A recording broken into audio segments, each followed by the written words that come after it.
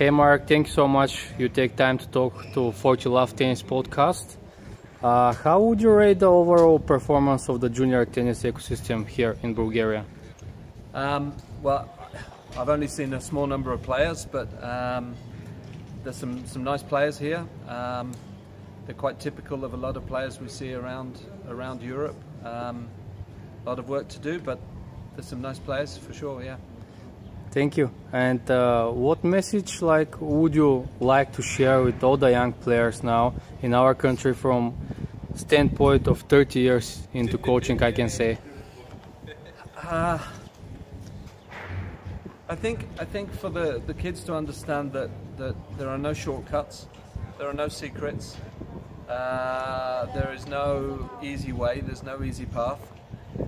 They just have to work hard, they have to listen, they have to practice, they have to be smart with the way that they are training and practicing, and listen to the coach.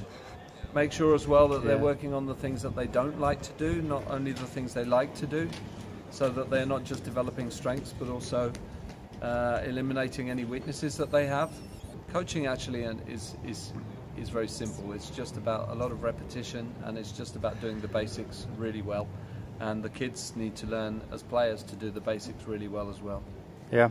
And my last question, what would you say to kids that underestimate the power of slow balls and want to become real tennis players with green balls at the very beginning? Yeah, well, it's not just the kids that underestimate, it's also coaches and parents that underestimate it. So I think it's a message for everybody. Look, kids are small. They're growing, but they are small. And so kids need time to be able to adapt to the changing environment of the courts. Also, we know that kids like to play. All right, they're not so interested in training. They like to play matches. They like to play fun games and things like that. And they will have a lot more fun playing games where they're more in control of what they're doing, because they're using a smaller court and a softer ball, a slower ball. So I think they will find that they have more fun and they're able to use more skills and feel and play more like the pros, because they're doing it in a more controlled environment. Yeah, totally agree with you. One more, if you... Sure. Yeah, what advice can you give us in a matter of attracting the Bulgarian business to support the junior tennis in Bulgaria? How can we develop better programs where business support tennis? Any good examples, like from your experience? I guess you're talking about sponsorship. Yeah. Okay, and investment. I think the key thing is that there are not many companies that are going to put like hundreds of thousands of euros into tennis or dollars into tennis. Okay, there are very few of those.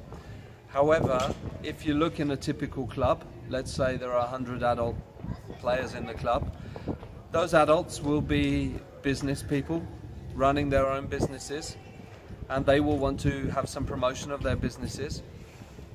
And my advice would be that the club works more with the individual members or the people in the club to see if they can get some more localized support. So I don't think we should be looking for large amounts of money to cover the whole of Bulgaria, but if each club was attracting some small investment, 1,000 here or 500 there and 2,000 here, which a lot of businesses can afford in return for some promotion, I think this is the way to go. And if you if you do that across the country, let's say 100 clubs, you're talking maybe about £100,000 across tennis. And I think that's the way to do it, personally.